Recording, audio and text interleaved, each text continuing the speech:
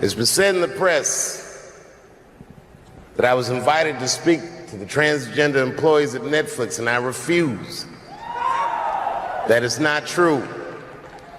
If they had invited me, I would have accepted it, although I am confused about what we are speaking about. I said what I said, and boy, I heard what you said. My God, how could I not? You said you want a safe working environment at Netflix. Well, it seems like I'm the only one that can't go to the office anymore.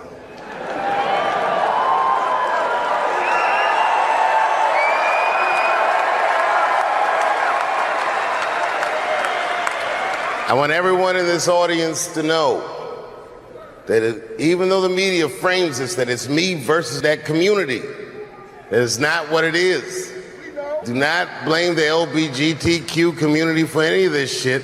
This has nothing to do with them. It's about corporate interests and what I can say and what I cannot say.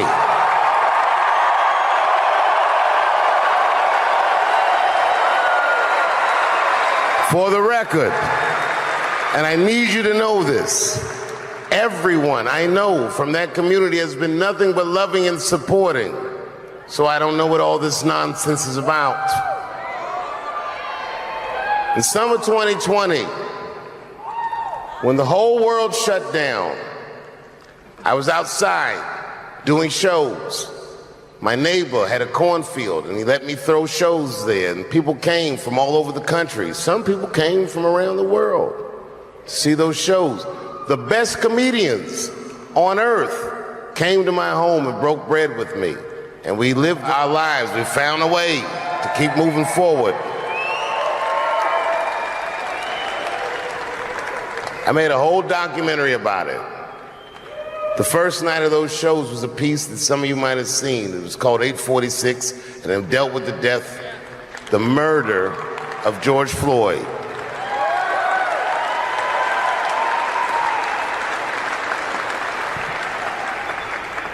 This film that I made was invited to every film festival in the United States, and some of those invitations I accepted. And when this controversy came out about the closer, they began disinviting me from these film festivals. And now, today, not a film company, not a movie studio, not a film festival, nobody will touch this film. Thank God for Ted Sarandos at Netflix. He's the only one that didn't cancel me yet.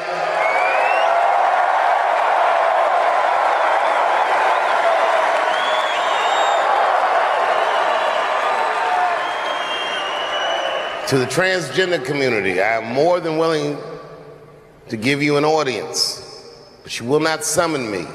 I am not bending to anybody's demands.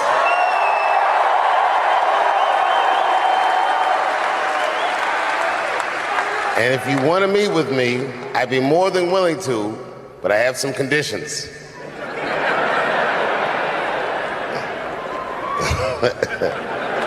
First of all, you cannot come if you have not watched my special from beginning to end.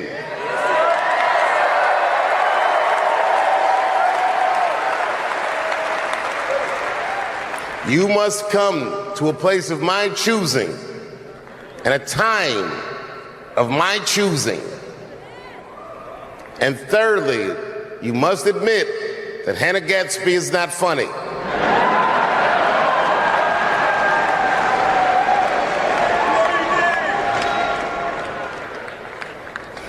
I desperately want people to see this movie, but I understand why investors would be nervous. Since nobody will touch it, I'll tell you what I'll do.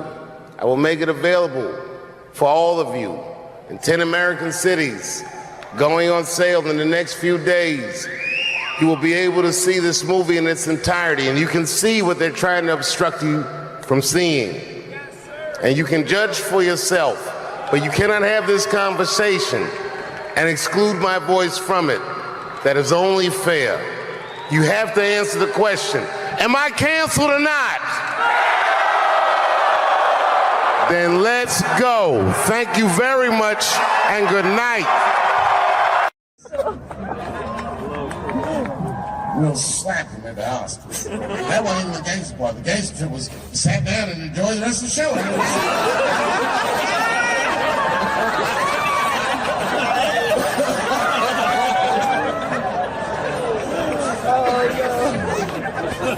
Wow!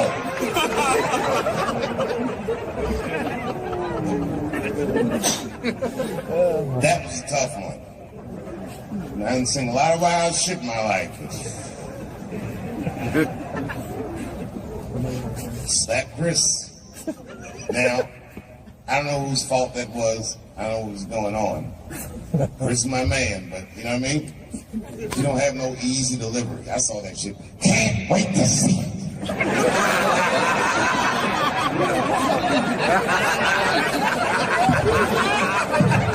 Can't wait to see it. The nigga was laughing at first.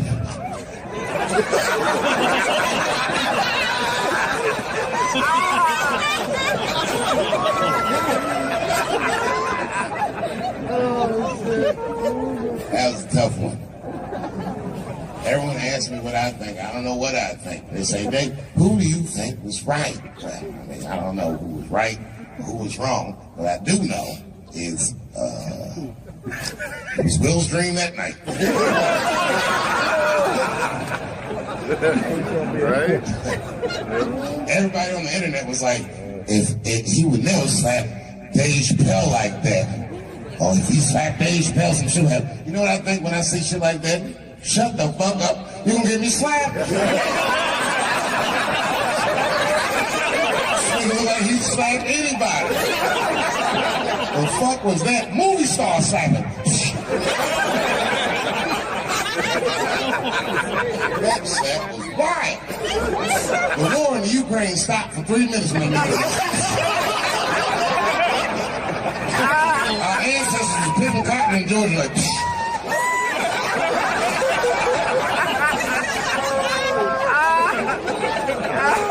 what slap?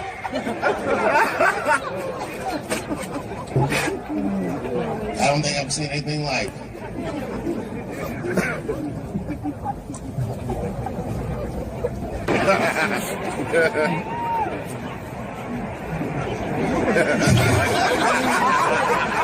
He had an abusive father.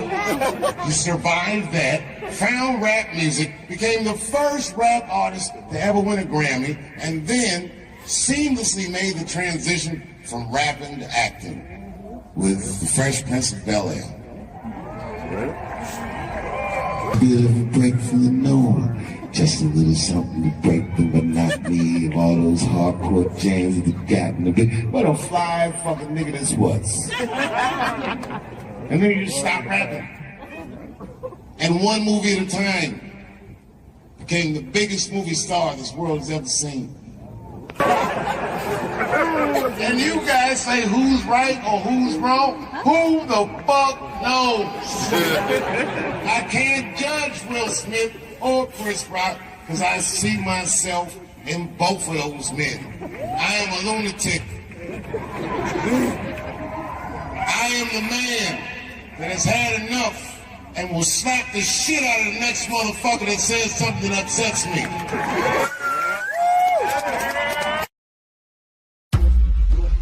The crazy thing is I'm more nervous about doing stand-up than I am about bungee jumping out of a helicopter over the Grand Canyon. When you do music, you forget your lyrics, the audience knows them. And they catch up and they pick up, they go with it. With your stand-up, if you stutter, you stumble, if there's one moment where your heart jumps, they see it. To be able to stand on a stage with a microphone, no music, no backup dancers, no special effects, no second chances, just you, the microphone, and the crowd, to me is the hardest thing in entertainment. This guy is actually his first time doing stand-up. I feel like he might have a future in it. Make some noise for what's his face.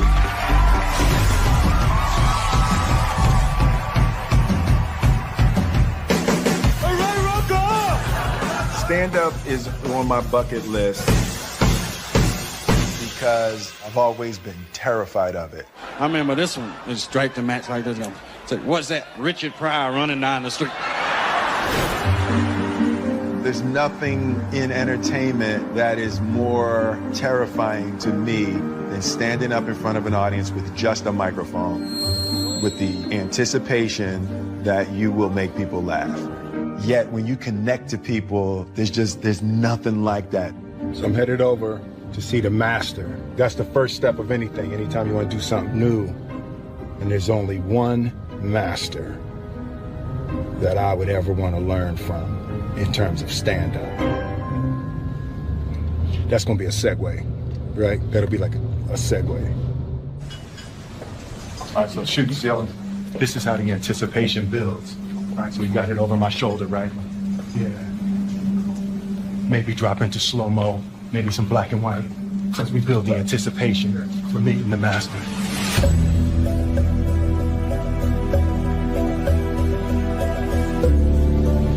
I'm like a young grasshopper, and I'm ready to meet the master. Yeah. What's good, man? What's up, man? What's up, brother? You know. Hell no. 12 weeks from now, Dave was like, cool, next week.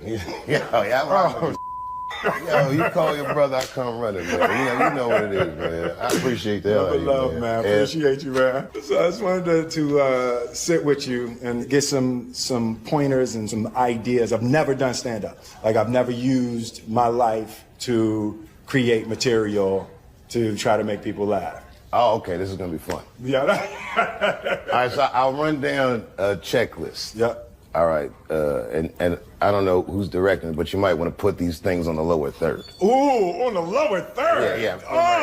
Put it somewhere right around here. There should be some, man. some words, okay? See, that's why you come to a master, right there. Yeah, you know, I know the lingo. The first thing I'll tell you is confidence is key. The reason you should be confident is primarily because you're Will Smith. Like it's not gonna go bad. No. Because I've been watching you for years. You're actually a funny dude. I've spoken to you before. You're a great conversationalist. Because what else do you really need? All you need to do is pick the right to talk about. Yeah. So then number 2, pick the right to talk about. And the best advice I got ever doing comedy was from a comedian that was not particularly good, but the advice was very important to me. He said, you are one of these comedians that think you have to be funny all the time. And you don't. But you do have to be interesting all the time. That's deep. It works, Like man. that. Yeah, You have to be interesting all the time. So you just gotta look at it like you're conducting a conversation with no rebuttal. Got it. They're talking back with their laughter, or in many cases, in my cases, their disapproval. It's definite. You know, but especially someone of your stature, if they can feel you, they'll never forget you. They'll be like, okay, this is the greatest that's ever happened. And you can tell them about anything. The more embarrassing it is, the more relatable you are, because because everyone thinks you're perfect. This is part of my bucket list. Things I've always wanted to do, things I've been afraid of. So I'm jumping out of a helicopter. I'm doing stand-up. I'm Kathy Griffin.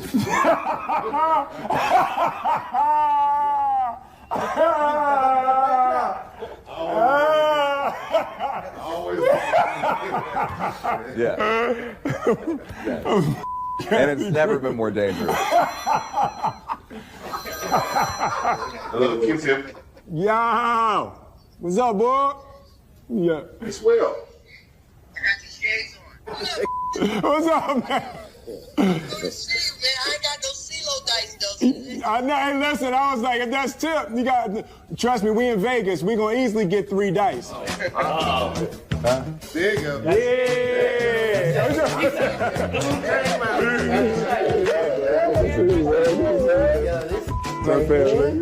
CeeLo King. Yo, them dice. Don't let the smoke Dice. king fool you. Listen, they just He'll do. take all your money. They just let the dice do. They do what I want them to do. They do what I want them to do. 1, 2.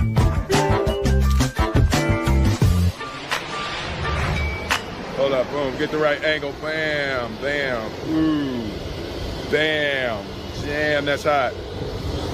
So yeah, we just back from Vegas. So it was good. It was a good trip. I'm feeling very excited.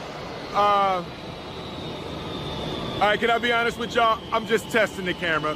This is my first. It's a new camera, so I really don't have nothing to say. I'm just testing the camera. The stand-up is about exploring my life, having the opportunity to think about my life and think about my experiences in a way to craft them into jokes is a beautiful self-exploration. With me being the source of the material, I just need help mining my life and mining my experiences to be able to structure them into a routine. I got a sense of the type of stand-up I'll do. I think I'm a straight storyteller. It's not jokes for me as much as it's stories. As a fan, I kind of wanted him to talk about stuff that I want to know. You know, like how he feels about his family's success and how his family is growing and how they're all superstars. Talk about some close things that people really haven't heard about on stage. So it's gonna be really intimate. It's gonna be a door opening into Will's life.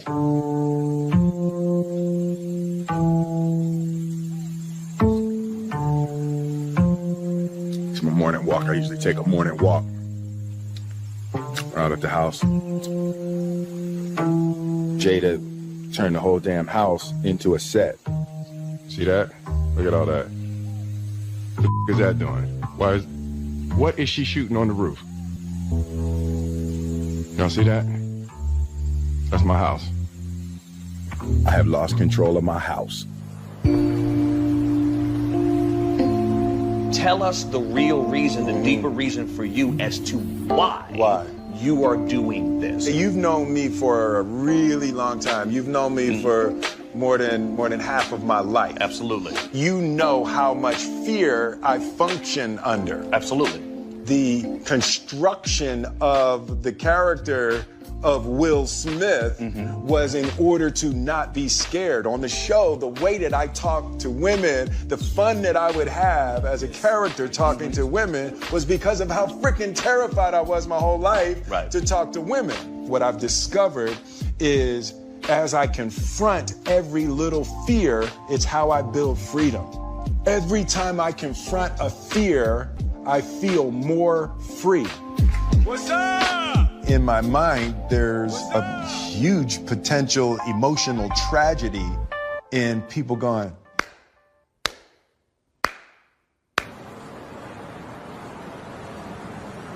I'm getting nervous. Are you? We're getting close. Yeah, I'm actually getting nervous. I'm gonna learn something about myself. One of the things I'm already clear about is I care too much what people think about me.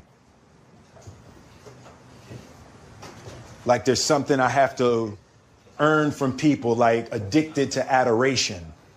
Right? I thought I had broken that.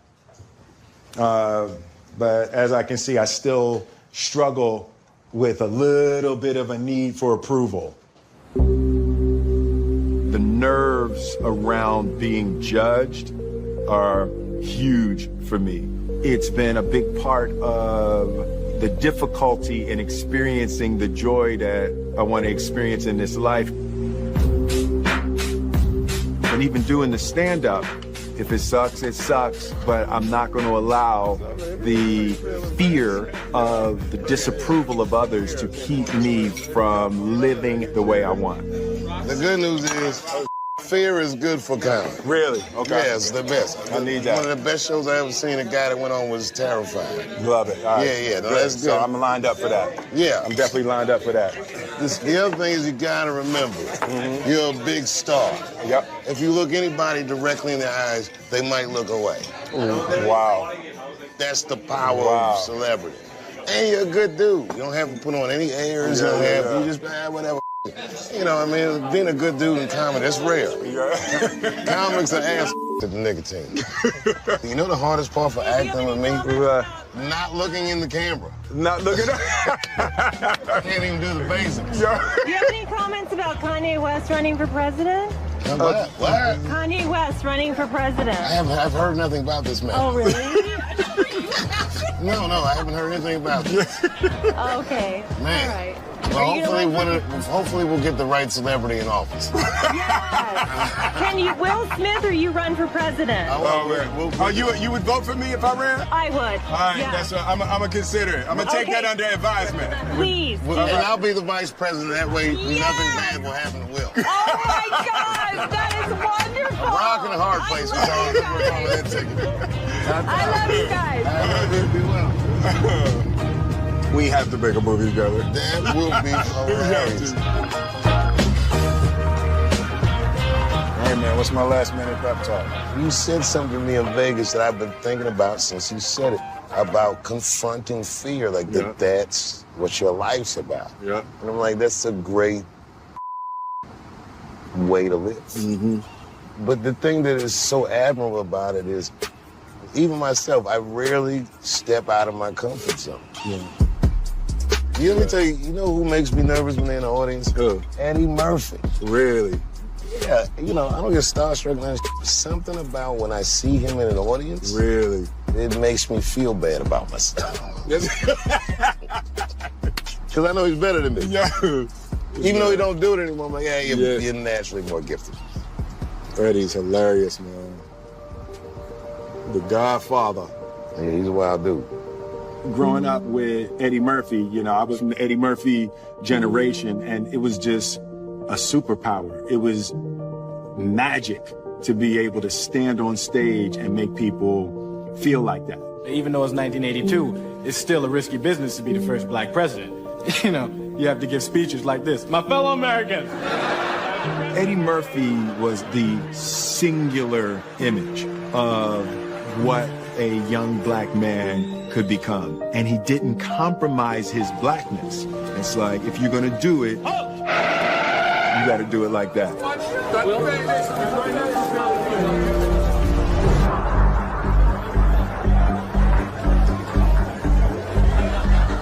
Feel that energy? Feels good in here, doesn't it? Well, don't forget, herpes is in the room. I've definitely used fear to overcome my internal and personal weaknesses.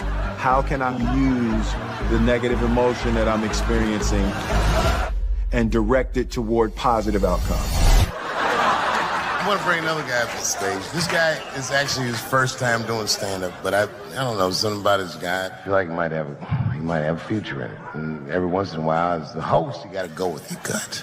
So please give this next gentleman a warm round of applause. Make some noise for what's his face.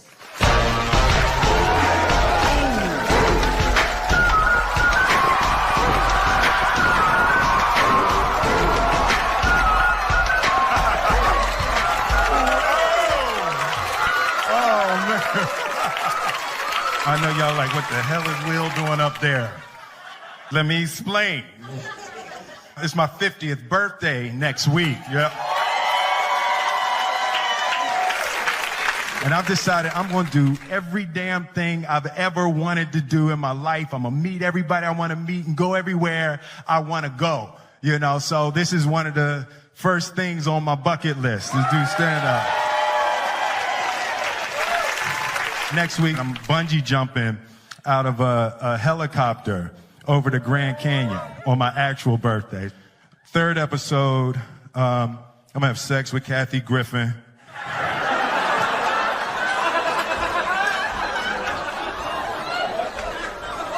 Dave made me say that.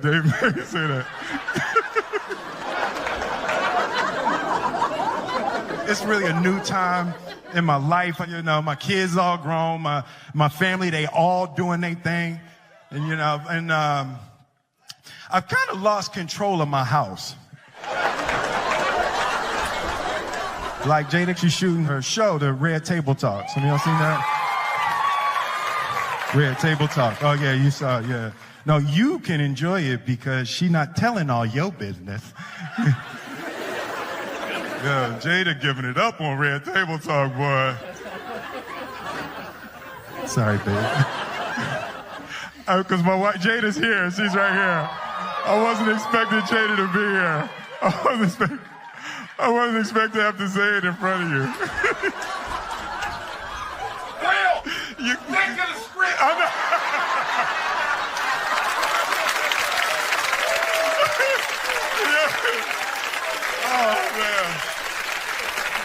Oh man. Even Jaden, like Jaden, that's my dog. Jaden was my one family member I thought I was gonna have. He got this new joint, Icon. I don't know if y'all heard what you call an icon living. Start a record label, Misfits. Yo, that joint is crazy. He recorded it in my house, put it out, and never said to me. I found out on Spotify. And I'm looking on my playlist, like, new music from Jaden Smith. Like, who the is Jaden Smith? You know, and I get to the house. I'm like, yo, Jaden, dude, that Icon joint is fire. He's talking about, shh, mommy's shooting in the other room. So I'm like, all right, hey, yo, Jaden, man, that joint is hot. Yo, hey, you think I could jump on that remix? He talking about, I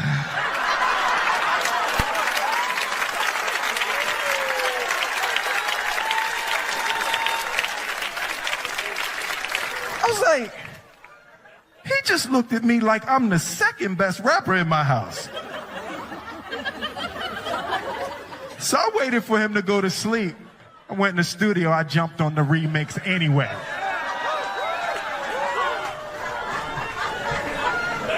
Boy, you know why you was an icon living? You was born from an icon living.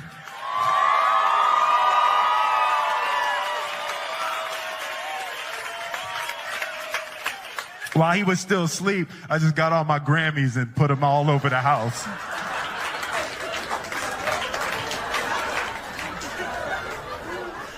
He came down for breakfast in the morning. I'm drinking my coffee out my summertime Grammy.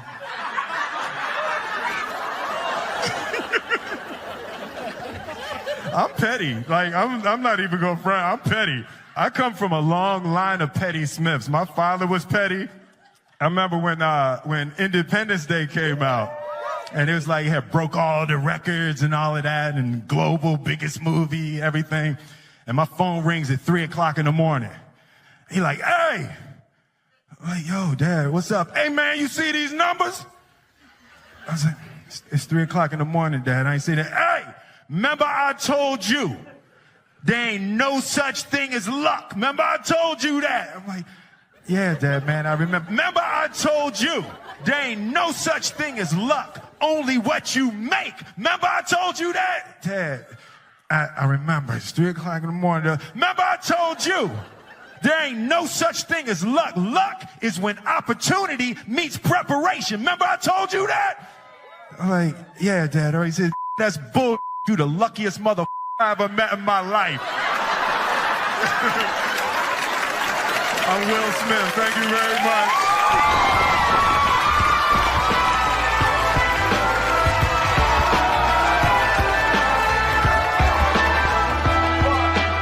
What I've discovered is if you are comfortable, you're not growing. And that's real. As I confront every little fear, it's how I build freedom. Every time I confront a fear, I feel more free. It's what Buddha called sublime detachment. Life is so much fun when you don't give a performance so fun, top of my game, the sound of my name rings like the cock of a clock. Explain my fame easy, I just shock them a lot. I first fake left, move right. All it takes is you to underestimate me, then my ego ignite. When I walk to the stage, it's like a big fight. It's all. Yeah, I've been knowing Howard Stern since he was in D.C. So you know since what I was in my single digits. Dave Chappelle is here. He's a real funny comic. There's Dave Chappelle. Funny guy. Oh, yeah. Yeah, you did play Robin in that sketch. Yeah. I just remembered that sketch. I seen you in Montreal, man. At one time in his life, he had to play the part of a woman. Yeah. Only for my buddy, though. Hey, Dave, you were the guy in Nutty Professor, the first one. With the big teeth and the hair. Yeah, I didn't even recognize you. I guess they dialed you up so much, I didn't even know that was you. You're the one who, like, goofs on Eddie Murphy in the audience. Right. But I had to, man. I had to, like, disguise myself, because I do stand up. Right. You don't want, You don't want to be tagged as that guy. Right. Yeah, and then everybody starts doing it to you. Right, and then everyone wants to be Buddy Love. Right. I mean, I walk down the street, your mother's a bitch. Like, man, this is a movie. Yeah, you don't want. Yeah, they start fighting with you and saying stuff about your mother. Right. Yeah. So. He also was in that Mel Brooks film that was, the send-up of Robin Hood. The Robin Hood, yeah. That was like one of my first ones. Yeah. I need the money, Howard. I've seen your mind working. I would have done it too. Yeah. I understand. And what was that? What was it on MTV? You played Robin. On MTV. Remember that? Elon Gold. Elon Gold. Right. That was funny. You were Robin, and they put big balloons in your chest so you'd have. Yeah. bosom. See, you're a hard person to parody though, like. Right. Especially for a dude. Right. Here's a good. I thought you did a good job. All right, let's cut balloons. Here's a joke I heard on the internet. I'm just reading this because I want to get rid of the piece of paper.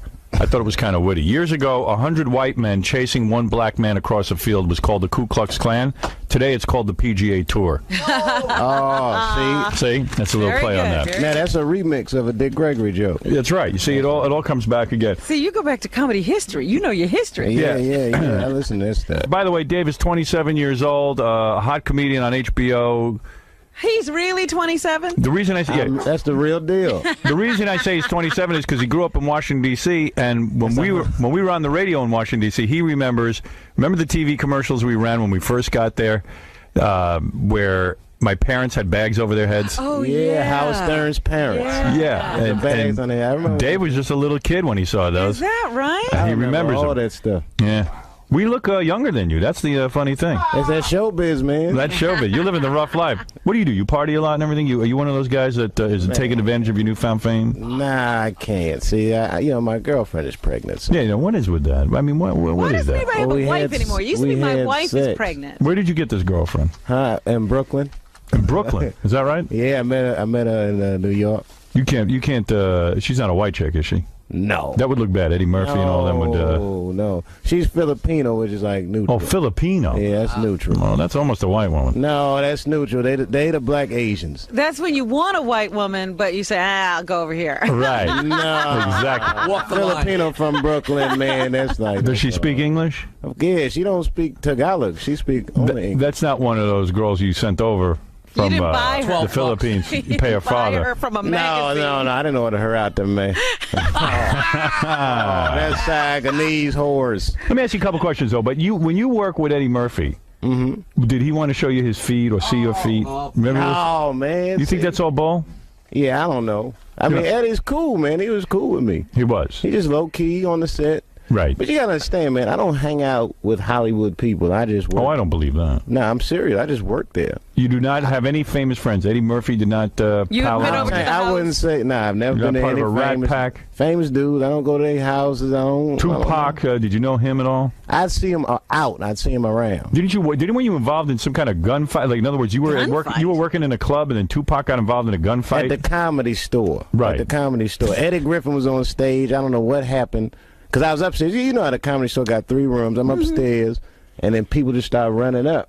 So we were like, what's going on down there? And we went down there, and it was like a all-out old Western bar fight. I seen Tupac throwing chairs.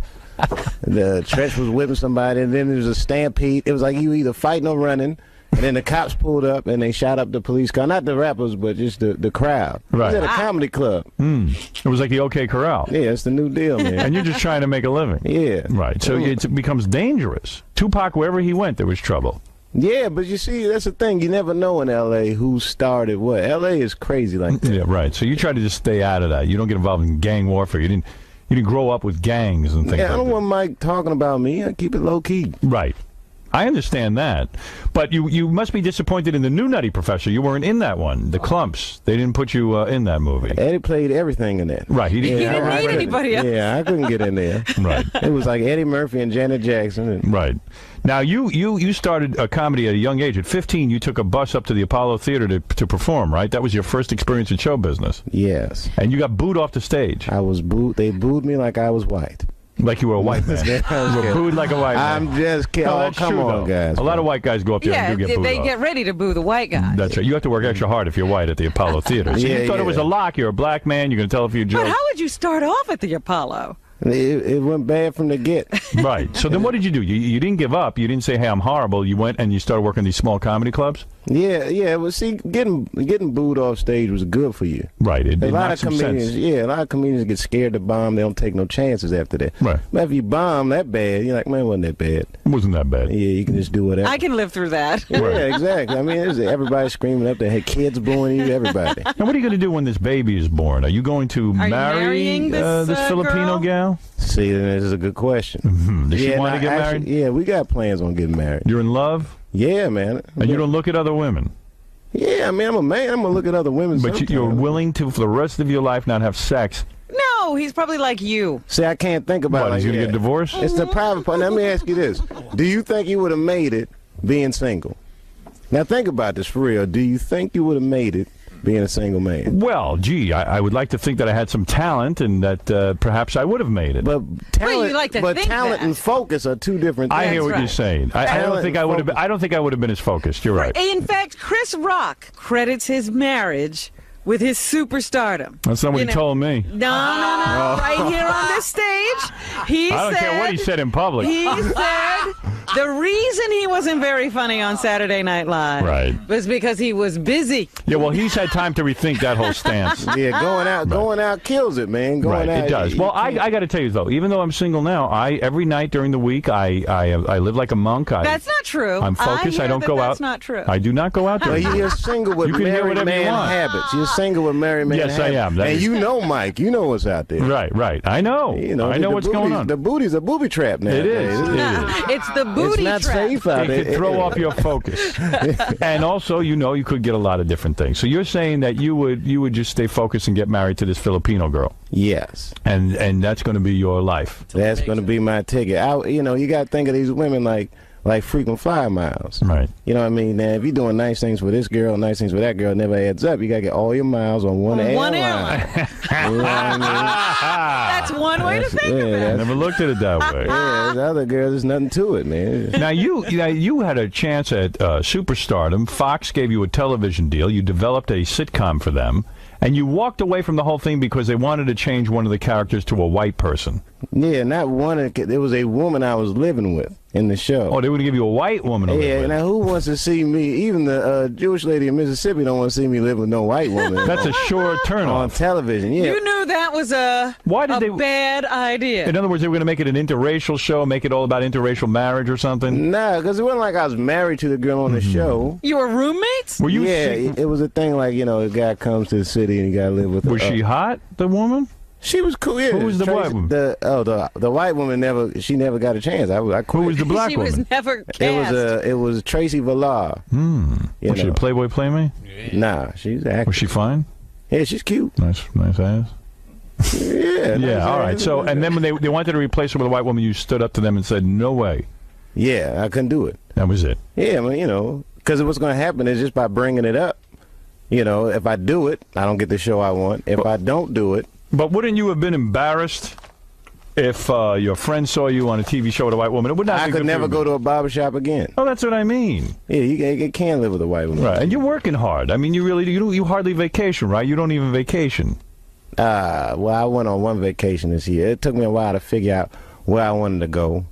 I wanted to go someplace different. I was going to go to Cuba at first. Cuba? Well, I met this girl, man. I asked her what is it like in Cuba, and she's like, the people in my country are so poor. I know women who have sex with men just for chocolate. So it seemed like a good place to go. I booked tickets for the day after Halloween. I'm going to Cuba with a bag. By the way, the Philippines is a lot like that, too. Oh, that's what they say. Yeah, that's why you got that But woman. she's from Brooklyn. And you guys live in Brooklyn now? Nah, I'm living in Ohio. You live in Ohio? Well, that's a commute. I got a farm. I got a 65-acre farm. You are kidding me. I'm staying away from Mike, man. What is that about? What is it about? I got 30 acres of cropland. I open my window and this white dude's raking everywhere. I can't get enough. You like that? Yeah, it's quiet out there, man. You know. I mean, I'm always in New York, L.A., and then I'm always traveling on the road. I get like 3-4 days a week. And you live out on this farm? Yeah, I just chill out, man. Watch cable, listen to radio. Someone told me you study a lot, like you're a scholar or something. You study history. Yeah, from television. Right. I saw a thing about Hitler on something. Oh, you watch the History Channel. Oh, the History Channel. You don't study history. That's nothing. You're just watching the History Channel. I get the Cliff Notes, man. The all every Hitler channel, everything. The all Hitler channel. Well, everything in the history. The only thing in history is Hitler. That's the only interesting thing. That was a bad dude to walk the earth. What did you think of him? Hitler? Well, yeah. He killed 6 million Jewish people. I think it's safe to say he did not like Jews. Right. You could say that. I think it's a fair assumption that he didn't like blacks, although we didn't really make his speeches. That's right. Yeah, but he never put black people in concentration camps. No, he didn't. So maybe he's all right for you. Nah, I doubt that. Do you think he could? I don't think he would have liked black people. No, the black people would have went straight to the ovens. Yeah. You know, all you gotta do is put a DJ in the camp and hand out flyers. You don't. Something's going on at the camp. You don't need concentration to know the black people would have been marched right in. Yeah. You wouldn't even have to concentrate. But, so I think Hitler would have been... The only thing good you could say about Hitler is he really could get people to march. I mean, some of those marches were unbelievable. And he made a nice uniform. He was crazy, man. He had syphilis. Did he really? That's what they say. They say that syphilis was eating Hitler's brains up. Oh, is that an excuse? Oh, he was okay until the syphilis got to him. He was a painter. He was a painter until he got syphilis. That guy's insane. It was the syphilis. In a way, you're smart to live out in Ohio because, in the black community, there's a lot of trouble with the police and things like this. And out in Ohio, you probably never have to call 911. Yeah, I wouldn't call them. I mean, black people don't call police, man. They don't? I would say that's a white thing. You can get shot and you'll call a friend before you call the 911. Really? Yeah, man. Well, see, it's different than like white people call the police for anything. Hello, police. My neighbor's music is too loud. All this stuff. Right. I never call the police. Never. They tape the phone calls. Yeah. Yeah. I don't want something bad to happen to me. They play my 911 tape on the news. I say anything. Right. If I'm scared. Right. I don't want to have to explain myself to my buddies. Yeah, you sound like a real pussy. Yeah. Right. You gonna cry and crying. Look at what's a figure skater's husband. And she beat up her husband, and he called. Tanya Harding? Help! She's beating me. You know how much trouble man got beat, and to make a telephone call like that. Right. Well, anyway, so here you are. You're living in Ohio. You got the HBO special. Looks like your career is focused. Yeah. Maybe it's smart you're getting married. You took the Filipino girl to Ohio. She likes it. Yeah. Oh yeah, those Filipinos love Ohio. Love a fun. Yeah. That's why they come to this country, so they can live in Ohio. Oh. And you're gonna have the kids soon, and then you're gonna be. Do you know if it's a girl or a boy? Oh yeah, I do. I'm not supposed to say. Is that right? I'm not supposed to talk about it. Are you going to be one of those parents that lets your kids watch anything on TV, go on the internet and all that? Or? Hell no. I mean, listen, man. I used to watch a lot of TV growing up, but it's detrimental. You ever watch like a cartoon you used to watch as an adult? Yes. Like the Pepe Le Pew? Yeah. He's a funny guy, right? Right. I always liked Pepe Le Pew. And then you watch him as an adult, and you're like, good God, what kind of rapist is this guy? He's a rapist. Take it easy, Pepe. Put the booty down. You don't like it. He actually sexually harassed all the other skunks. Every skunk. Every skunk. So you're going to let the kids watch whatever they want? No. No. You would not. I ain't gonna keep. I'll watch TV in the other room. I ain't gonna. And this is a dream now for you because you grew up in Washington D.C. That's a poor neighborhood, right? Yeah, but see, I didn't grow up in like the hood. Quote. Right. You know what I mean? I went to the ghetto a few times. One time I went with a white friend of mine. You wanted to see the ghetto? Yeah. We was buying some weed, but right. Field trip. Yeah, he was scared of it. Oh my God, Dave, is this area cool? I mean, I'm scared too. It's a ghetto. What do you want from me? I see the same thing you see. It's because I'm black doesn't mean I'm comfortable here. It's dangerous. Not every black man is comfortable in the ghetto. Nah, I don't think any black. Yeah, I don't think the people that live in the ghetto are comfortable there. Got any sense? That's some circumstances. So white people just would assume you could be the tour guide through the ghetto and they'd be safe. Yeah, you ain't gonna see on Clarence Thomas in the hood. Like, right. I'm completely accepted here. Right, exactly. Well, Dave, I look forward to your HBO comedy special. I think you're funny as hell. Man, thanks for having me, guys. Good to see you again, Jack. And good luck with that foreign chick. I hope things work out. She's from Brooklyn. Yeah, that's about as foreign as it gets. So how did everything go in there, Dave? It was cool, man. It wasn't that painful?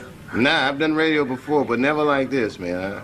I didn't know what to expect, but it was real cool. All right, Dave, thanks for coming down. You guys, thanks for having me. Good luck with the HBO special. Hey, thanks. Everybody watch my special if you get a chance. All right. Me and my family. What's the name of your special? It's called Killing Them Softly, which speaks of the cadence of it. You know, if a comic does good, he says, I killed him. So I'm killing them softly. We talked about Blue Streak. I love that dude. He played a role in your life, I believe. How do you feel about him as a person, as an artist? Martin Lawrence is the guy that showed everybody you can make it from D.C. to Hollywood.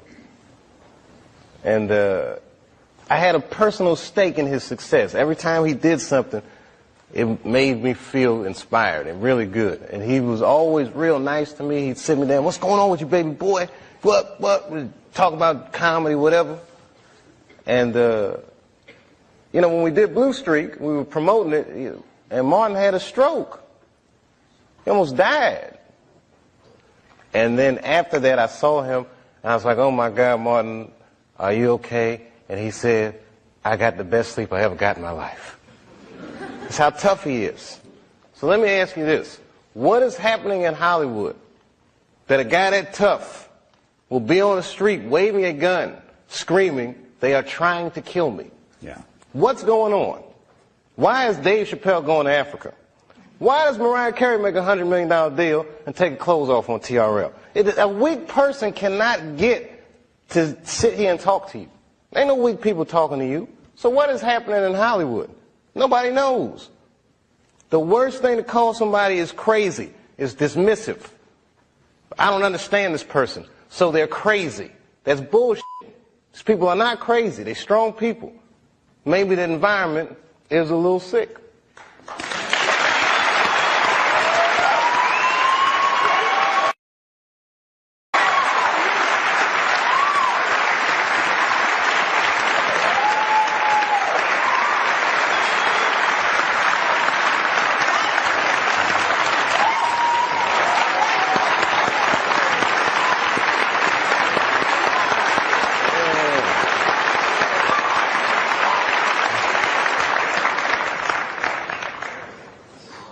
Oh, I'm dropping dimes tonight. I've had a long year, Mr. Lipton. We're on our way. What did you mean, Dave, when you described your father's death in 1998 as the beginning of a terrible decline? I was 23 when I was doing Half Baked. I was getting ready to turn 24. And I was going through all the things that a dude goes through when it goes from one level to the next. I was starring in a movie that I wrote. So things start getting crazy around you. Yeah. And my 24th birthday was coming on August the 24th, and I said, this is going to be a big one. And the morning that I turned 24, phone rang, and my sister was like, Dad had a stroke. For the next year, I watched my father teeter on life and death. And it was just all this stuff, man. Like Dad was dying, the Half Baked didn't come out the way I wanted it to come out. I was real upset about that. Because it was a real cool script, and then I saw it, I was like, hey man, you made a weed movie for kids. And it wasn't for kids, the script, you know. It was all these things, so much pressure. Africa. Then I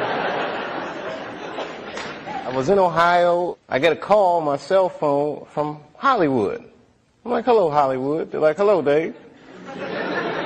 They're like, that pilot you did for Fox, looks like they want to pick it up. We need you to come out because they want to meet with you. And I was like, well, listen, I can't really come out right now. Got a real bad situation at home. Can we talk about this on the phone? No, they would rather meet with you in person. But you know, like the whore that they turn us into. I jumped on that plane and left my father's bedside, which I regret to this day, and I went out and I sat with these people in this room, and if you can imagine a large circle of people, and I was 12 o'clock, the black dude.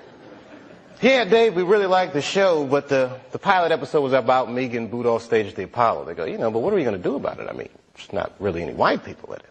So, well, it's about the Apollo. It's not really white. Well, we were thinking about the girl on the show. We didn't think she was that funny, not that good looking. I think we should recast her. Maybe, and they started using terms like universal appeal. Basically saying they want me to recast the girl with a white woman. I said, yeah, I don't think I can do this, and I quit. On the cover of Variety, Chappelle pulls the race card. The race card. And I get calls from Newsweek, 60 Minutes. Everybody, we want your story. Now I'm scared to death. I'm like Rosa Parks or something. I'm like, I'm not ready for this. I was just venting a little bit. And then, a few months later, Dad dies. And that's hard for a young dude in his life. That's a real tough loss. I was there when he died. And he went from being my father to what are we going to do with the body? Within moments, it was over. And I'm going through all this stuff, and this is the guy I would usually talk to, right? Dead. And I got to figure this out for myself. I don't want to figure this out for myself.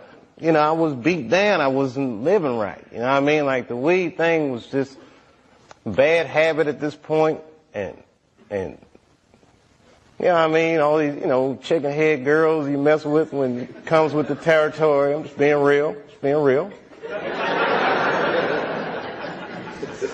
Just wasn't living right, man. I didn't feel good. And the stand-up stuff was just some angry stuff.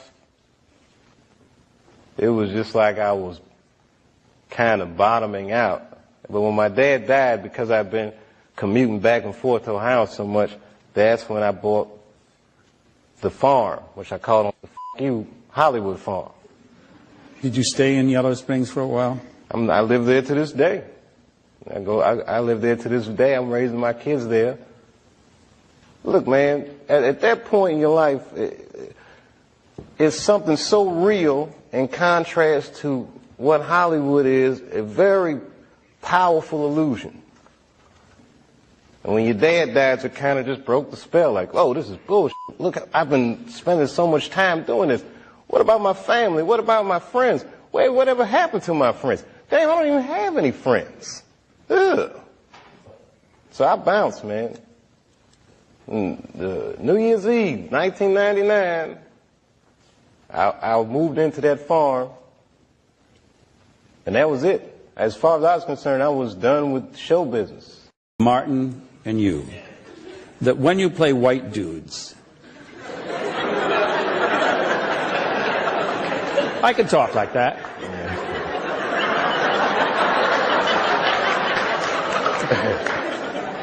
Now, don't make fun of me. That when you play white dudes, your speech is pitch perfect. Which led me to realize that either one of you could, if you wished, speak that way all the time. In other words, is it a matter of choice? Every black American is bilingual. All of them. We speak street vernacular and we speak job interview. There's a certain way I gotta speak to have access. If I'm sitting across the table from a studio exec, sometimes they'll do it to me. Say, my man, what's happening? I'm so hold up, no. And I gotta throw out them big words. I gotta let them know that my parents are probably smarter than your parents. Yeah. And much better educated. They're much better educated than your parents, but they may not have had the access that your parents have. But this is show business. I can climb that socioeconomic ladder just off the merit of my skills. I can talk that shit. This God-given gift. So, you know, yeah, I speak in street vernacular because when I'm talking to an audience of people, I feel comfortable. It's like an extension. Really, crowds are like my friends. It's the most consistent part of my life since I was 14. But in certain situations, you know, I gotta. I understand. I gotta use that job interview well. I don't like that deal. Can you see a time in your life ever when you won't be doing stand-up? This past year, I did the least stand-up I've done since I started. 'Cause I was freaked out, man, with the fame thing and being called crazy and drug addict and all these things. Scared me. You know, being treated that way. Like I'm not a person anymore. You say this shit about me in front of my children, and you know, who the f*** do these people think they are? And they don't know what happened. You know, I have not spoken about what would make a person walk off the set of a successful show and go to Africa. But again, people don't understand it, so they call me crazy, and I don't like that. What should they understand, Dave? What should they understand? Well, I did 2 seasons, and it was very easy. Not very easy, but I didn't go to Africa. And then suddenly, when I'm getting paid what they said was $50 million, I can't do it anymore. Thank you very much for being here. But before I start tonight, I just wanted to read a brief statement that I prepared. I denounce anti-Semitism in all its forms. And I stand with my friends in the Jewish community. And that, Kanye, is how you buy yourself some time.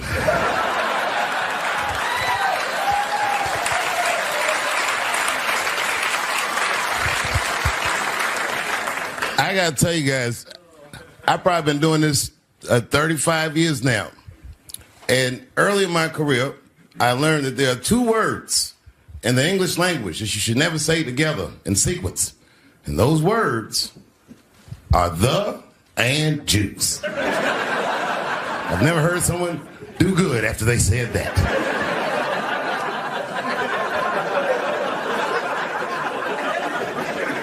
Kanye's gotten into some scrapes before. Normally when he's in trouble, I pull up immediately. But this time I was like, you know what? Let me see what's going to happen first. I just want to see where this is all going. I can't even remember how it started. Vaguely, I remember it started with a tweet, strange tweet. It was like, I'm feeling a little sleepy. I'm going to give me some rest, but when I wake up, I'm going to go DEFCON 3 on the Jews. And then he just went to bed. I was up all night worried. What is he going to do to the Jews?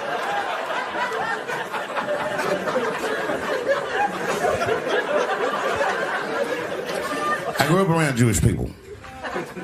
I have a lot of Jewish friends. So I'm not freaked out by your culture. I know a little bit about it just from hanging around. I'll be like, yo, let's go out at school tomorrow. They'll be like, we can't go out. It's Shana Na tomorrow. I'll be like, where? What is Shana Na? I had so many questions. Why do some of your people dress like Run DMC?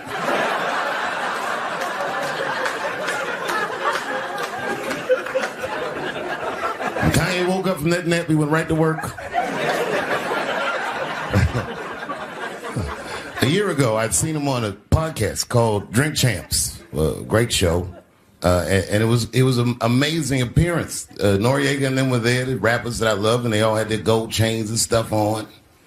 And Kanye said, only millionaires wear chains. They said, what?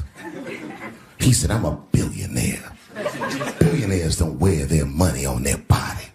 I tucked my chain and I said, oh, snap. That's right.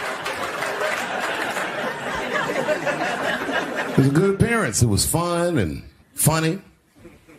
But when he woke up, he went on Drink Champs again. This time, he was on one. He was mad about something.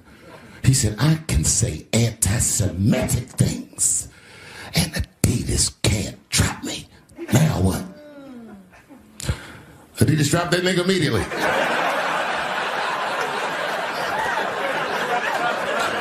Ironically, Adidas was founded by Nazis. And they were offended. I guess the student surpassed the teacher.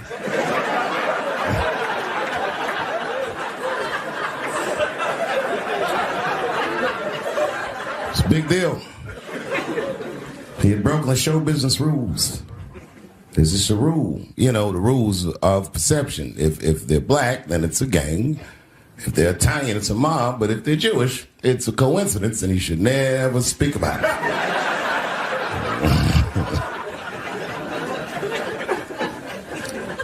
Kanye got in so much trouble, Kyrie got in trouble.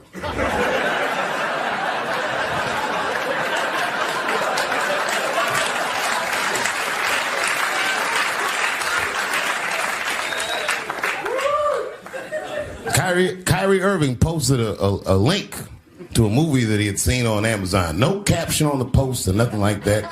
But apparently this movie had some, I don't know, anti-Semitic tropes or something. And it was some weird title like From Hebrew to Negro or something. And the NBA told me he should apologize. And he was slow to apologize. And then the list of demands to get back in their good graces got longer and longer. And this is where, you know, I draw the line.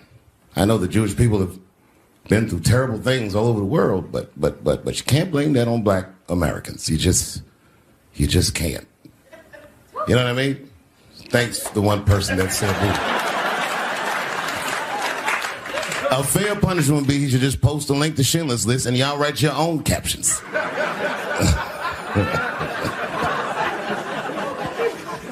Kyrie Irving's black ass was nowhere near the Holocaust. In fact, he's not even certain it existed.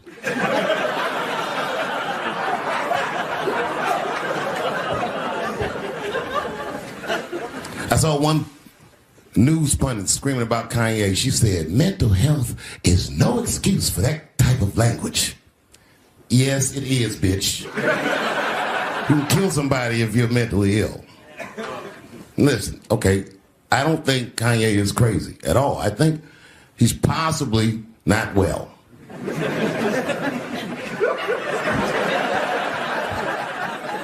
Well, I've been to Hollywood. I don't want y'all to get mad at me. I'm just telling you. I've been to Hollywood. This was just what I saw. It's a lot of Jews. Like a lot. But that didn't mean anything. You know what I mean? There's a lot of black people in Ferguson, Missouri. Doesn't mean we run the place.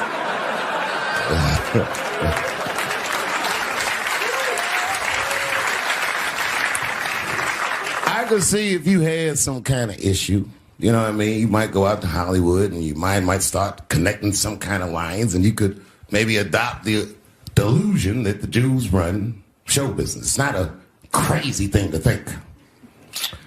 But it's a crazy thing to say out loud in a climate like this.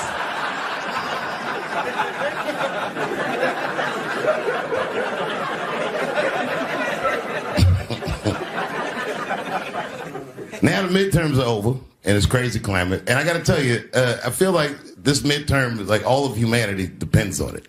And it's an ominous sign. The most ominous sign of the midterms, I believe, would be Herschel Walker, who I don't want to speak badly of because he's black.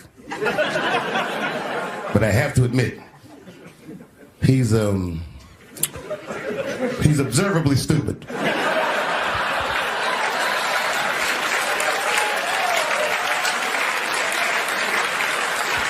Even when he's not talking, his mouth be open a little bit like. He's the kind of guy that looks like he thinks before he makes a move on tic-tac-toe.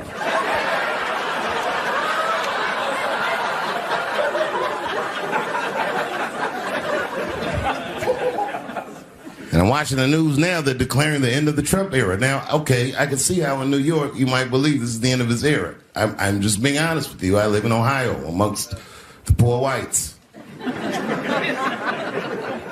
A lot of you don't understand why Trump was so popular, but I get it, because I hear it every day. He's very loved. And the reason he's loved is because people in Ohio have never seen somebody like him. He's what I call an honest liar. Well, I'm not joking right now. He's an honest liar. That first debate, I've never seen anything like it. I've never seen a white male billionaire screaming at the top of his lungs, "This whole system is rigged," he said. And across the stage was a white woman, Hillary Clinton and Barack Obama, sitting over there looking at him like, "No, it's not." I said, "Now, wait a minute, bro. It's what he said." And the moderator said, "Well, Mr. Trump, if in fact the system is rigged, as you suggest, what would be your evidence?" You remember what he said, bro? He said, "I know the system is rigged because I use it." I said, "God damn." And then he pulled out an Illuminati membership card and chopped a line of cocaine up and did it right at the podium.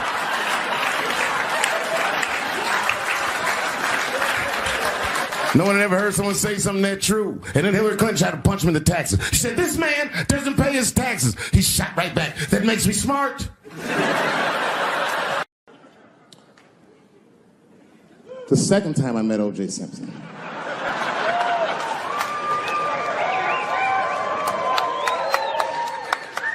was right after the trial of the century. There I was, now a young man of probably 23. O.J. Simpson was the most famous or infamous face on planet Earth. I was in a restaurant in Beverly Hills with my agents. I wasn't alone in the restaurant, but I was alone. I was the only black person in the restaurant. And in the 90s, that felt very uncomfortable. Now I tend to enjoy it at this age.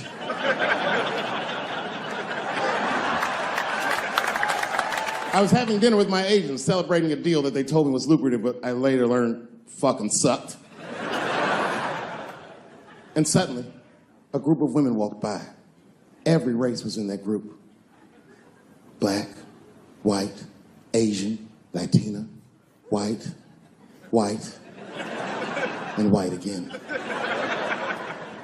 They were all gorgeous. I watched them walk by. Then, I saw a familiar face. Al Collins, the man from the infamous Bronco check, towards the door. Couldn't believe what I saw. And then, close behind him, was O.J. Simpson, newly released from jail. The restaurant fell still. I was shocked. I didn't mean to say it out loud, but it just came out. O.J. He stopped, turned around to see who said it, saw my black face, and correctly assumed it was me.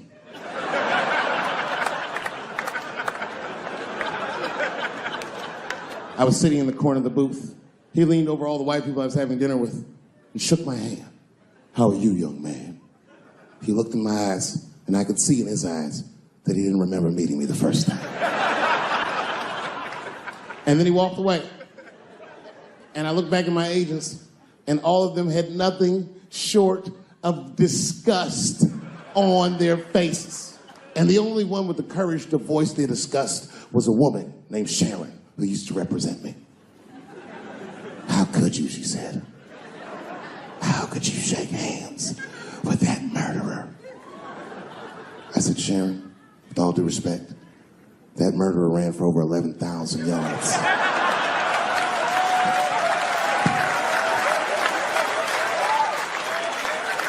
And he didn't fit. Glove didn't fit. Get over yourself."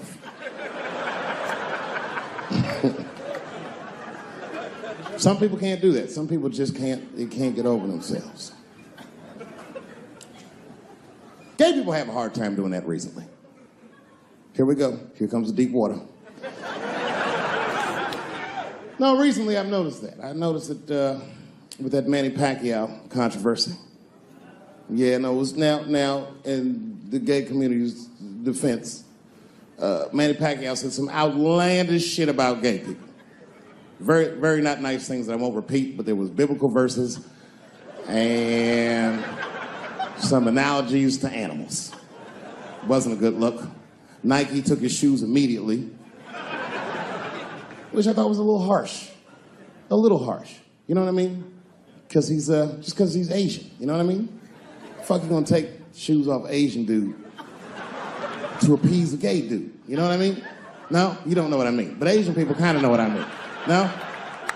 No Asians in the front? No?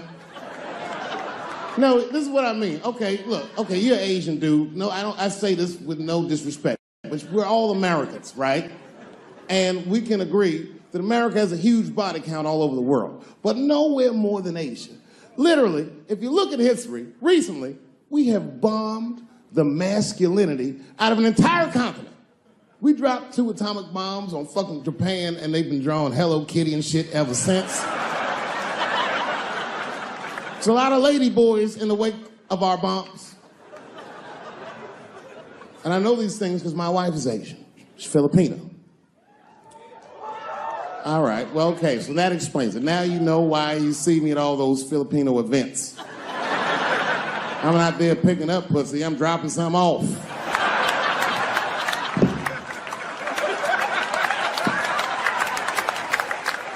I take my wife to all that shit. I took my wife to see Pacquiao fight Mayweather. We sat ringside, okay? That was a quiet car ride home. That's what that was. But if you know what's popping in the Philippines, you know that they got a whole generation of kids in the Philippines growing up without their mothers.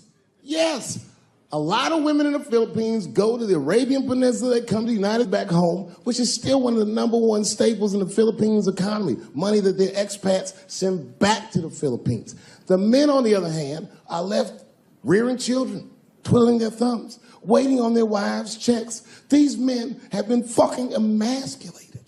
And then suddenly, a boxer rises from amongst them and reinstates their manhood with his motherfucking fist. This is not the guy you're supposed to ask, what do you think of homosexuals?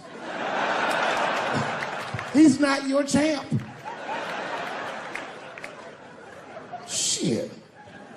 That's why I don't have a sneaker deal, because if you say something that people don't like, they'll take your fucking shoes off. Road ahead. They've got the longest mental gap to bridge. That's all I'm saying. Because, you know, whenever I see one of them T's on the street, I don't mind them, but I'll be like, man, I miss Bruce. I'm sorry, guys. I'm 42. I remember Bruce Jenner. Before the Kardashians, before all that, this motherfucker was a white American superhero. It was amazing. He was beating Africans at track and field. We'd never seen anything like it.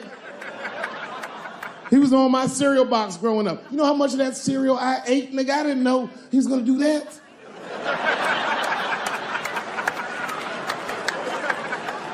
I knew before you guys knew. I heard things on the street in Hollywood. You know, you just be out, see people. Hey, what's up, Kanye? Why the long face? Nigga, you'll see. I got 2 mother-in-laws now. And when I heard he was gonna do it, I was scared.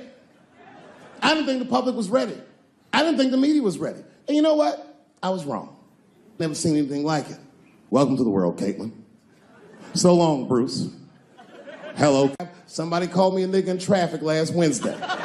It's so long, it takes a minute.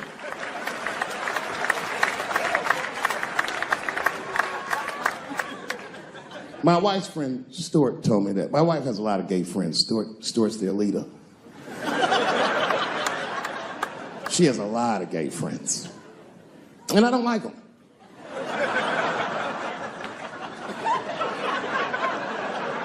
Not because they're gay, I'm just judging them on the merits of their character. They're just not nice dudes. They're fucking rude house guests. They're sitting on my couch, giggling with my wife, eating my motherfucking macaroons. And I come in, they act like the party's over. Hey, Stuart, what's going on? This guy talks to me the way a cat would speak if a cat could talk. Hi, David.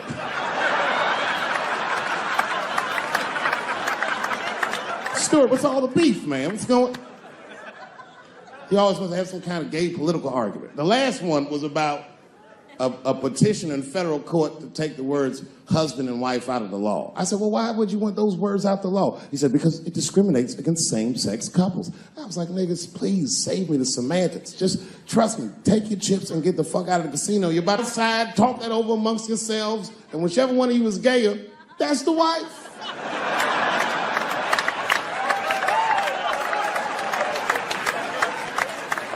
No, Stuart didn't like that. Stuart educates me about this movement, you know what I mean? I didn't even know shit about it. He told me it's called LBGTQ. I was like, what the fuck is the Q? Does that even make sense, Q? Turns out Q is like the vowels. That shit is sometimes Y. It's for gay dudes that don't really know they're gay. You know what I mean? Like prison fags who are like, well, I'm not gay, nigga. I'm just sucking these dicks to pass the time. I'm not G, I'm Q. Ugh.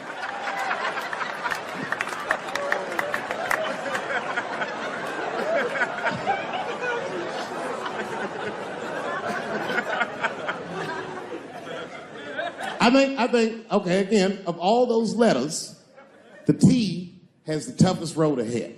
In fact, I think the T should stand for tough. If Martin Luther King had a sneaker deal, we'd still be on the back of the bus. They always true, the Nike exec come up, hi, Martin,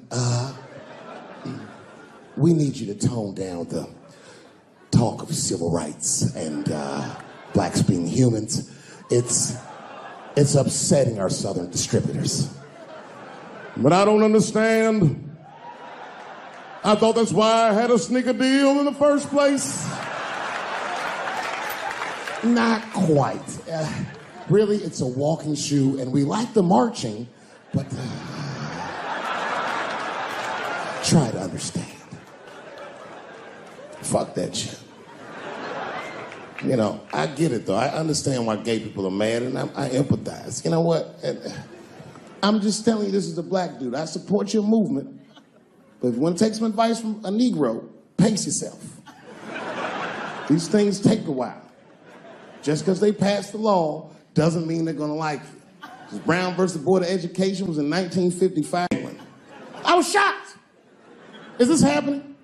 Wait a minute. Is this a time in American history when an American can make a decision for themselves, and even though other Americans don't understand it, they'll support it and let this person live a happy life? Is this what's happening? If it is, then good for America. That's Dave Chappelle, the American. Although Dave Chappelle, the black American, he was a little jealous. I was like, how the fuck are transgender people beating black people in the discrimination Olympics? If the police shot half as many transgenders as they did niggas last year, it'd be a fucking war in LA. I know black dudes in Brooklyn, hard street motherfuckers that wear high heels just to feel safe.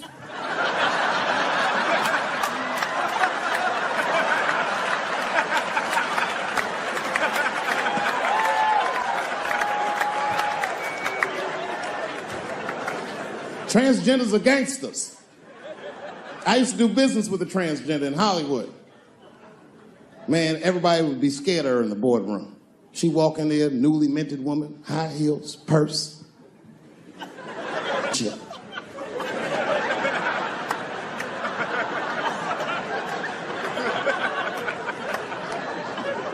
And then she walked to the head of the conference table, stare at us all, reach in the purse, pull her old dick out and throw it on the table. Let's talk business, gentlemen. Ah!